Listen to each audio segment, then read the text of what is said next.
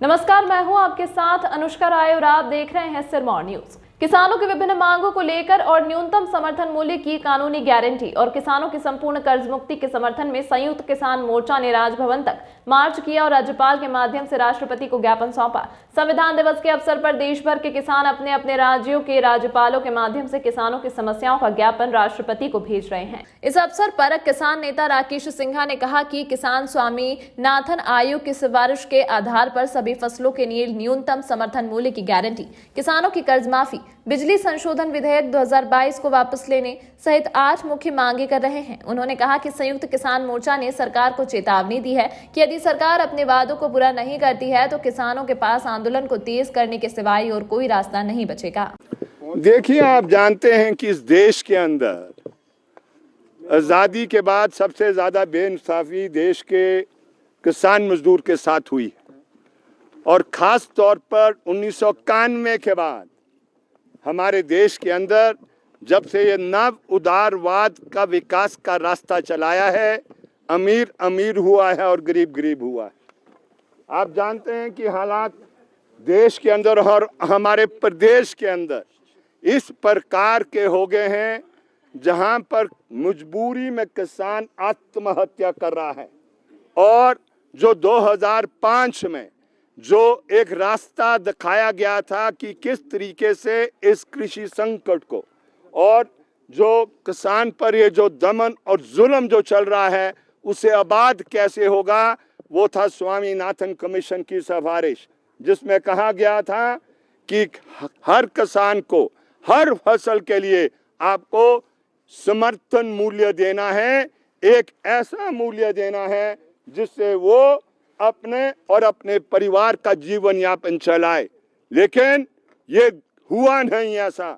और देश में जब 2 साल पहले एक शक्तिशाली आंदोलन चला, दुनिया का सबसे बड़ा आंदोलन है, और ये भूल जाए गवर्नर महोदय और भूल जाए देश का जो पूंजी का मालिक है, कॉर्पोरेट घराना, दुनिया का भूल जाए, ये आंदोलन पीछे नहीं जाने वाला, आगे बढ़ेगा।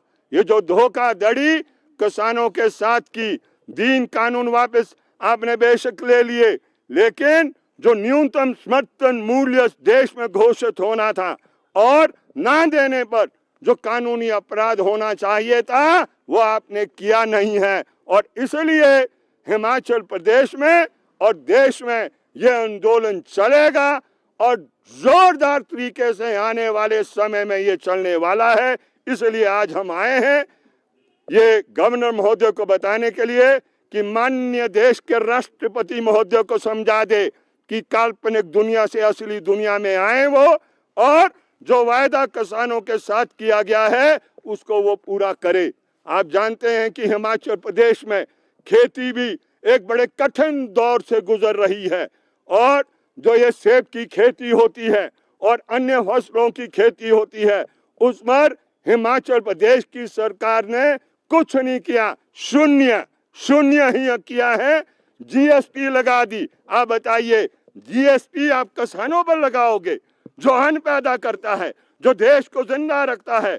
और बड़े बड़े प्रधानमंत्री आगे एक दफा नहीं, हमेशा ये बोलते गए कि हम जो आयात कर है उसको समाप्त कर देंगे, वो उसको 100% उसको किया जाएगा, उसको बढ़ाया जाएगा। लेकिन आयात कर समाप्त नहीं, वो उसको बढ़ाने का काम नहीं किया गया, ऐसा हमारा मानना है। और इसलिए ये आंदोलन चलेगा और इसकी रूपरेखा आज के बाद तैयार होने वाली है। और अगर दिल्ली की ओर भी कूच करना होगा, संयुक्त किसान मंच जो भी निर्णय लेगा, इस दफा हम बिल्कुल ऐसा नहीं होने देंगे जो पिछले दौर में हुआ। हम उसका हिस्सा बढ़ चढ़ के नहीं बन पाए, लेकिन इस दफा निश्चित रूप से बनेंगे। ये जो बिल आ रहे हैं इसको वापस ले ले, क्योंकि बिजली प्राइवेटाइज जिस दिन हो गई तो आप समझ ले ये अंत है, अंत खेती का और देहात में रहने वालों का। ये बिजली को निजी हाथ में सौंपना चाहते हैं, इसलिए आज हम इनको आगाह करने आए हैं। मेहरबानी कर कर फुल स्टॉप लगाएं और जो वायदे आपने किए उनको आप निभाएं। सर, हिमाचल